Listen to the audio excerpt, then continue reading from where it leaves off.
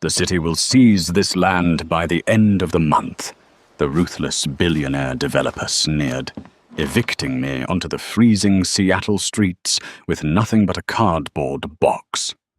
Victor Langdon thought he had destroyed my life to build his luxury lofts. He had no idea he had just forced me to retreat to my eccentric late uncle's abandoned forest cabin. As my trembling hands entered the final orbital mechanics calculation into the hidden Mosler Vault's keypad, the heavy steel door hissed open. Inside lay $4 million in bearer bonds and the original foundational trust deeds, proving Victor's entire real estate empire was built on stolen property. He thought he had buried me, but he just handed me the detonator to his complete destruction. The rain in Seattle doesn't just fall, it permeates. It finds its way into the seams of your coat, the soles of your shoes, and eventually the marrow of your bones. For Thomas Bradley, a 32-year-old freelance architectural drafter, the chill of a brutal November evening was amplified by the heavy cardboard box he was carrying out of the Arlington apartments in Belltown. Inside the box were the last remnants of a life he had spent 6 years building. A few framed photographs, a stack of hard drives, a French press, and a meager collection of winter clothes. Behind him, the heavy glass doors of the lobby swung shut, guarded by 2 private security contractors, whose sheer presence ensured he wouldn't turn back. Thomas hadn't failed to pay his rent. He hadn't violated his lease. He was the victim of a ruthless legal loophole exploited by a man named Victor Langdon, the CEO of Langdon Property Holdings. Victor was a notorious figure in the Pacific Northwest real estate scene, known for acquiring older, rent-controlled buildings and aggressively pushing out long-term tenants to convert the spaces into luxury tech bro lofts. The eviction was a masterclass in corporate cruelty. Langdon's firm had hired a shady structural engineering company to declare the building's plumbing and electrical systems an immediate hazard to human life.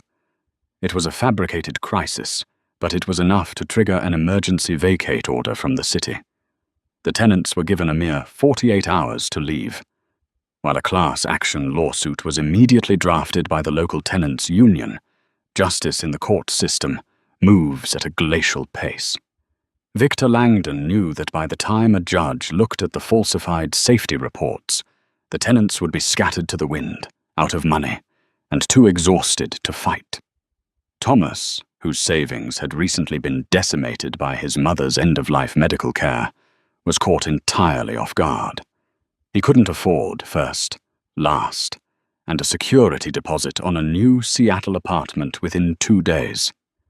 As he loaded his cardboard box into the trunk of his aging 2008 Honda Accord, his hands shook not just from the biting wind, but from a profound, boiling anger. He had done everything right. He had worked hard, paid his bills, and lived quietly. Yet, with the stroke of a billionaire's pen, he was rendered homeless. For the first 3 nights, Thomas lived in his car. He parked in the dimly lit corners of a 24-hour supermarket lot in Linwood, layering himself in 3 pairs of sweatpants and a sleeping bag he'd bought at a thrift store. Sleep was elusive. Every passing set of headlights felt like a police cruiser about to tap on his window. The cold was a physical weight pressing down on his chest. His phone battery hovered at 12%, a dying lifeline, connecting him to unanswered emails from potential clients and empty promises from legal aid clinics. On the 4th morning, as condensation dripped from the inside of his windshield, Thomas stared blankly at his steering wheel. He had exactly $74 to his name. The shelters were full, overflowing with the city's invisible casualties. He needed a roof. He needed a place where Victor Langdon's lawyers and the city's indifferent bureaucracy couldn't reach him. That was when the memory surfaced. It was a faint, hazy recollection from his childhood, a scent of cedarwood, pine needles, and old machine oil. Uncle Winston. Winston Gallagher was his late mother's eccentric older brother. He had been a master horologist, a creator and restorer of intricate antique clocks and mechanical oddities. In the late 1980s, Winston had a thriving workshop in downtown Portland, catering to wealthy European collectors. But after a violent break-in at his shop in 1994, Winston's paranoia skyrocketed. He liquidated his business, packed up his most secretive projects, and vanished into the dense, rain-soaked wilderness of the Olympic Peninsula. He had purchased a remote parcel of land on the northern edge of Lake Crescent, a glacially carved lake known for its terrifying depth and sapphire waters. There, Winston built a secluded A-frame cabin. Thomas had visited exactly twice as a child, remembering his uncle as a quiet, intense man, whose fingers were always stained with brass polish. Winston had passed away in 2018 of a sudden lower heart attack. Because he had no spouse or children, and because his will was a convoluted mess of riddles that infuriated the probate lawyers, the estate was frozen in bureaucratic limbo. The county eventually declared the cabin abandoned, assuming it was slowly rotting back into the damp earth of the Olympic National Forest. Thomas pulled out his phone, 7% battery. He opened a satellite map app and traced the winding curves of Highway 101. If the cabin was still standing, and if he could find the unmarked dirt access road he barely remembered, he would have shelter. It was technically trespassing, but it was family land. More importantly, it had walls, a roof, and a wood-burning stove. He started the Honda's engine, the fuel light glaring an angry yellow on the dashboard. He spent $40 on gas, $30 on non-perishable canned goods, and drove west toward the Olympic Peninsula, leaving the cruel, towering cranes of Victor Langdon's Seattle behind him in the rearview mirror. The drive was treacherous. As Thomas skirted the edge of the Olympic National Park, a violent Pacific storm rolled in. The rain lashed against his windshield in horizontal sheets, and the towering Douglas firs swayed menacingly in the gale. The two-lane highway hugging the shoreline of Lake Crescent was slick and narrow. The lake itself looked like an abyss of churning black water on his right. It took him 4 hours of agonizingly slow driving to find the landmark his mother had once described. An old, rust-eaten logging chain wrapped around a massive, lightning-struck cedar stump. Beside it, barely visible through the thick ferns and salal bushes, was a rutted dirt track leading straight up into the dense timberline. Thomas parked his Honda off the shoulder, camouflaging it as best he could behind a thicket of blackberry brambles. He packed his belongings into a duffel bag, grabbed a cheap LED flashlight, and began the hike. The woods were suffocatingly dark, the canopy so thick it blocked out whatever twilight remained. The trail was choked with fallen branches and slick moss. After an hour of exhausting, lung-burning climbing, the trees suddenly parted. There, silhouetted against the dark sky, was the cabin. It was larger than he remembered. A stark, steep-pitched A-frame structure, built from heavy timber and riverstone. It looked what and feral, as if the forest had tried to swallow it whole, but failed. Ivy climbed the stone chimney, and moss blanketed the cedar shingles, but the structure was miraculously intact. Thomas approached the heavy oak front door. He fully expected it to be padlocked or barricaded. To his surprise, the brass handle turned with a heavy, satisfying click. It wasn't locked. Winston, in his deep paranoia, had apparently felt no need to lock his doors in a place he believed no one could ever find. Thomas pushed the door open. The air inside was freezing, but it was bone dry. He clicked on his flashlight, letting the beam cut through the absolute darkness. The interior was a literal time capsule. Dust motes danced in the beam of light, settling over mid-century modern furniture covered in faded white dropcloths. The walls were lined with floor-to-ceiling bookshelves, crammed with leather-bound volumes on engineering, history, and mechanics. In the center of the great room sat a beautiful circular cast-iron wood stove. To Thomas's immense relief, stacked neatly against the stone hearth was a massive cord of seasoned dry firewood. Winston had prepared for a winter that he hadn't lived to see.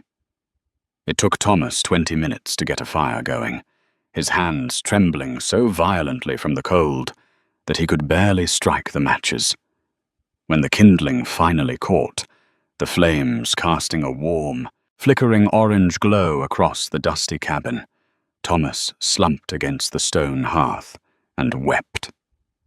It was a release of all the stress, the humiliation of the eviction, and the sheer terror of the past 4 days. For the first time in a week, he felt safe. Over the next few days, Thomas fell into a quiet rhythm of survival. He melted snow for drinking water, rationed his canned chili and beans, and spent his daylight hours fortifying the cabin. He patched the small leak in the roof, cleared the brush away from the windows, and explored his uncle's isolated domain. The cabin was a testament to a brilliant, obsessive mind. The main floor consisted of the living area, a small kitchen, and a bathroom hooked up to a gravity-fed well system that still worked. The loft upstairs was a bedroom overlooking the trees, but it was the back room on the ground floor, Winston's workshop, that drew Thomas's attention. The workshop was a chaotic museum of gears, springs, brass casings, and drafting tools. Heavy oak workbenches were covered in magnifying glasses, precision screwdrivers, and half-finished clock faces. It was fascinating, but as Thomas spent more time in the room, his architectural background kicked in. His brain was trained to see spatial relationships, volume, and dimensions. On his 5th day at the cabin, Thomas stood in the center of the workshop, frowning. He paced the length of the room, counting his steps. Then he went outside into the freezing cold and paced the exterior wall of the cabin. He did it 3 times. The math didn't make sense. The interior length of the workshop was 14 feet. The exterior wall measured exactly 19 feet. There was a discrepancy of 5 solid feet of space that simply didn't exist on the inside. His heart began to hammer against his ribs. He rushed back inside and began a meticulous examination of the workshop's back wall. It was paneled in beautiful, seamless, vertical cedar planks. There were no handles, no hinges, and no visible seams. He ran his hands over the wood, pressing, tapping, listening for a hollow sound. Nothing. For hours he scoured the room looking for a switch, a hidden button under a desk, or a loose floorboard. His frustration mounted. He was about to give up, assuming the extra space was just a heavily insulated utility void for the plumbing, when his eyes landed on a peculiar object sitting on a dusty side table. It was a heavy, ornate metronome, the kind musicians use to keep time. It was made of polished mahogany, but instead of the standard sliding weight on the pendulum, it had a heavy brass gear. It was out of place in a room dedicated to clocks. Thomas walked over and picked it up. It was incredibly heavy, bolted down to a square base. He noticed a small, beautifully engraved brass plate on the base that read, "Tempo rubato, stolen time." Driven by pure instinct, Thomas reached out and pulled the pendulum all the way to the right. Instead of swinging back, the pendulum locked into place with a sharp mechanical times clack. Suddenly, a deep, resonant hum echoed through the floorboards. It sounded like heavy gears grinding to life after a decade of slumber. From behind the cedar-paneled wall, a rush of stale air hissed out. With a groan of shifting weight, a massive section of the bookcase and the wall itself smoothly swung inward, revealing a pitch-black void. Thomas grabbed his flashlight and stepped through the threshold. He found himself in a small, windowless room constructed entirely of poured concrete, a veritable bunker hidden within the wooden cabin. The air here was perfectly climate-controlled, lacking the damp chill of the main house. In the exact center of the room, sitting beneath a single dangling light bulb, was a safe. But this was not an ordinary floor safe. It was a monstrous antique Mosler bank vault, standing 5 feet tall and painted a deep, lustrous forest green with gold leaf pin striping. It had to weigh over 3,000 pounds. The door was dominated by a massive brass dial and a heavy spoked wheel. Thomas stepped closer, shining his light over the cold steel. The combination dial was unlike anything he had ever seen. Instead of numbers, the dial was engraved with astrological symbols, Roman numerals, and tiny, intricate mechanical gears that interlocked with the main tumblers. It wasn't just a lock, it was a complex mechanical puzzle. Resting on top of the safe was a thick, cream-colored envelope sealed with red wax. The wax was stamped with a deeply embossed hourglass crest. With trembling fingers, Thomas broke the seal and pulled out a single sheet of heavy parchment paper. The handwriting was elegant, written in sharp black fountain pen ink. To the one desperate enough to return, if you are reading this, it means you have remembered this place. It means the world below has failed you, just as it failed me. I spent my life building timepieces for men who only cared about money, completely blind to the fact that time is the only true currency we possess. Inside this vault lies the culmination of my life's work. It is an inheritance, a weapon, and an equalizer. It is worth more than the land, the house, and the city you left behind. But I do not reward the lazy, and I do not tolerate the foolish. There are 3 mechanical locks. Brutal force will trigger a glass vial incendiary charge within the door, reducing the contents to ash. To open it, you must prove you have the patience to understand time. Your first clue: look to the man who stole fire from the gods, but count the days he was bound to the rock. Do not fail. G. Thomas stared at the letter, his breath catching in his throat. He looked at the intimidating, impenetrable beast of a safe. He was an architect, not a code breaker. He was a man who had lost everything to Victor Langdon's greed, currently living off canned beans in a forgotten forest. But as he looked at the intricate dials, a spark of fierce, unyielding determination ignited in his chest. He had nothing left to lose, and an empire locked behind 3 inches of steel right in front of him. The game had just begun. The sheer size of the Mosler vault was intimidating enough, but the complex mechanism of the dial was a masterpiece of mechanical engineering. Thomas ran his hand over the cold, gold-leafed steel. He was freezing, exhausted, and running on a diet of canned beans, but his mind had never been sharper. Adrenaline is a powerful fuel. He retreated to the main cabin, grabbing the lantern, and began scouring his uncle's extensive library. Winston's clue was a riddle steeped in mythology, but Winston was a man of science, precision, and mathematics. Is greater than look to the man who stole fire from the gods, but count the days he was bound to the rock. Prometheus, Thomas whispered, trailing his fingers over the dusty spines of encyclopedias. In Greek mythology, Prometheus stole fire and gave it to humanity. As punishment, Zeus chained him to a rock in the Caucasus Mountains, where an eagle ate his liver every day. Thomas pulled a battered volume of Aeschylus's Times Prometheus Bound Times from the shelf. He flipped through the translated pages, looking for a number. According to the ancient texts, Prometheus was bound to the rock for 30,000 years. Thomas did the quick math in his head. 30,000 years multiplied by the days in a year would be a number far too massive for a combination dial. He needed a different angle. Winston was a clockmaker, an astronomer of gears. Thomas shifted his gaze to the science section and pulled down a heavy leather-bound textbook titled Time Celestial Mechanics and Orbital Dynamics. He flipped to the index and searched for Prometheus. There it was. Saturn the 16th, the inner satellite of Saturn, discovered in 1980.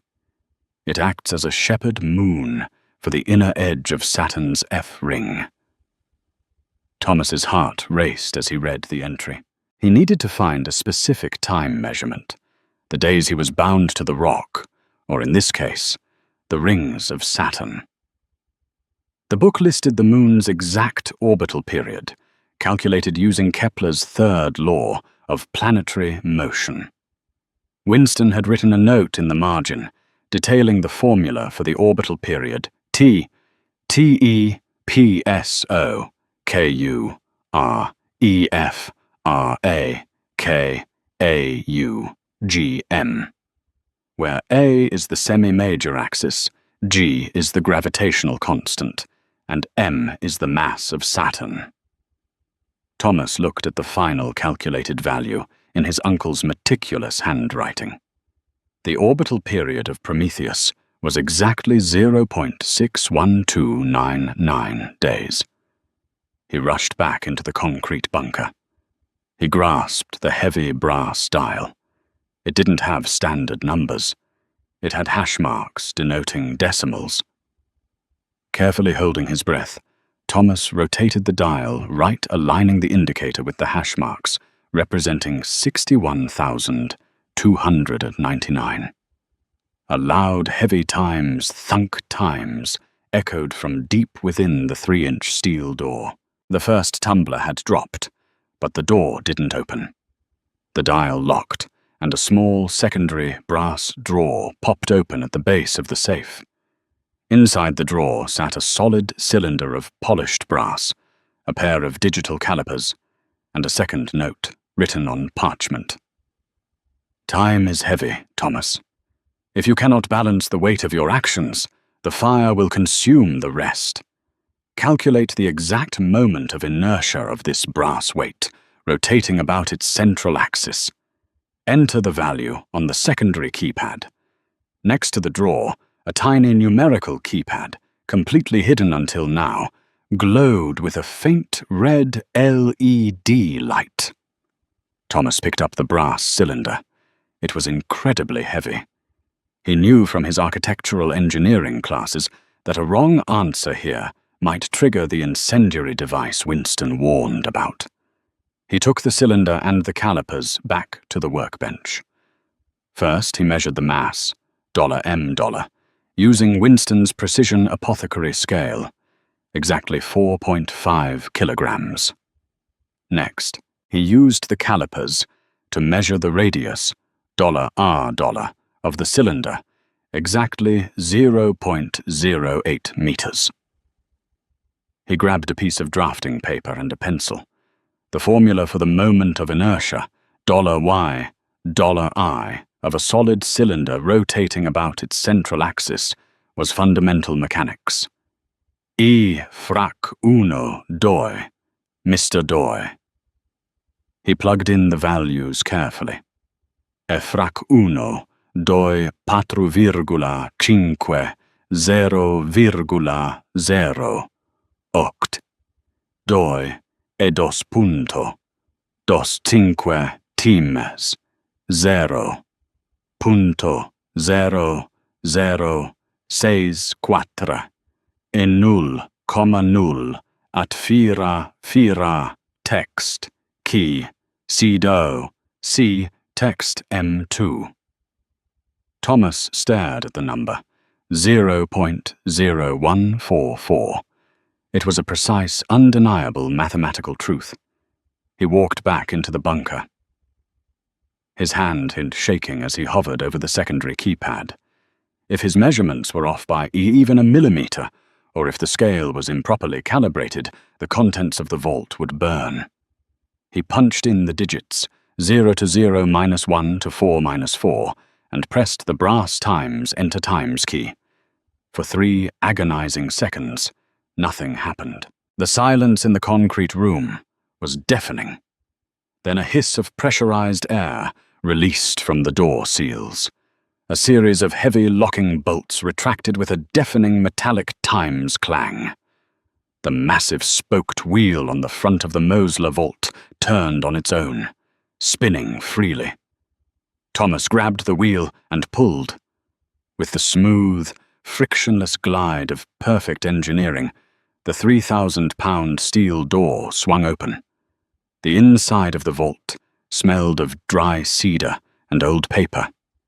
There were no stacks of gold bullion or piles of $100 bills. Instead, the vault contained 3 specific items, meticulously arranged on velvet-lined shelves. Item 1, a stack of original unregistered bearer bonds issued in the 1980s. Thomas quickly flipped through them. Their face value totaled over $4 million.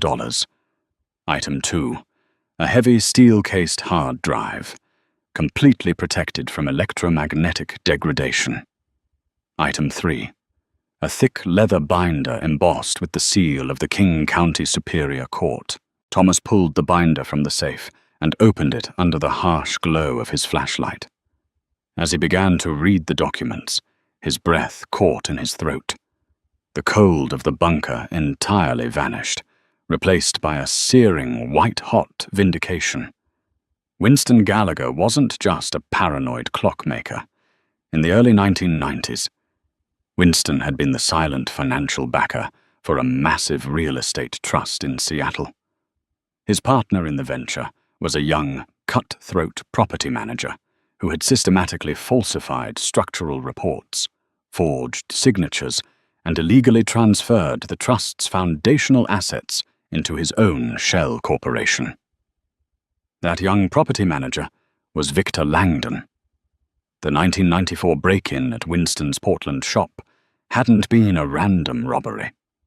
It was Victor's thugs looking for the original foundational trust deeds that proved his entire real estate empire, including the Arlington apartments, was built on stolen property.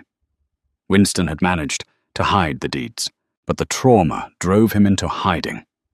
He spent the rest of his life compiling an ironclad, undeniable paper trail of Victor Langdon's fraud, tax evasion, and racketeering. Winston had designed the ultimate time bomb. He just needed someone desperate and smart enough to detonate it. Thomas didn't sleep that night. He packed the binder, the hard drive, and a handful of the bearer bonds into his duffel bag. At first light, he locked the heavy oak door of the cabin, hiked back down through the freezing rain to his Honda Accord, and drove straight back to Seattle. He didn't go to legal aid. He didn't go to the tenants' union. He went straight to the sleek, glass-paneled downtown offices of Times Davis Wright Tremaine, one of the most ruthless and expensive corporate litigation firms in the Pacific Northwest. Walking into the high-end lobby in his unwashed thrift store sweatpants, Thomas drew disgusted looks from the security guards. But when he slapped a $100,000 bearer bond onto the mahogany reception desk and demanded to see a senior equity partner regarding a multi-million-dollar property reclamation, the doors opened immediately. What followed was the most aggressive corporate bloodbath Seattle had seen in a decade. The evidence Winston had meticulously gathered was flawless. The hard drive contained audio recordings, original forged blueprints, and undeniable proof that the recent emergency condemnations of buildings like the Arlington Apartments, were entirely fabricated. Within 72 hours, the FBI raided Victor Langdon's corporate headquarters in Pioneer Square. The King County Superior Court placed an immediate freeze on all of Langdon Property Holdings' assets. Because Victor's initial acquisition of the properties was proven to be fundamentally fraudulent, the ownership of the Arlington Apartments and a dozen other historic buildings reverted back to the original trust. As Winston's sole heir, Thomas Bradley became the controlling director of that trust. Victor Langdon, the man who had ordered Thomas thrown onto the freezing streets with nothing but a cardboard box, was arrested on 42 counts of federal fraud and racketeering. He was denied bail. 6 months later, Thomas stood in the newly renovated lobby of the Arlington Apartments. He hadn't turned it into tech bro lofts. Instead, he legally converted the building into an affordable housing cooperative, guaranteeing that no tenant could ever be unjustly evicted again. He paid off his mother's remaining medical debts, fully restored his uncle's cabin on Lake Crescent, and moved his drafting studio there permanently. The woods were no longer a desperate refuge. They were home. The Mosler Vault in the hidden concrete bunker remained open, now serving as a secure place for Thomas's own architectural designs. Uncle Winston was right. Time is the only true currency we possess. Victor Langdon had tried to steal Thomas's time, but in the end, the clockmaker had the final say. Did this incredible story of ultimate revenge and hidden treasure keep you on the edge of your seat? If you loved watching a ruthless billionaire get taken down by a brilliant puzzle, hit that like button right now. Share this video with someone who loves a perfect plot twist. And don't forget to subscribe to the channel for more unbelievable real-life mysteries and thrilling stories every single week.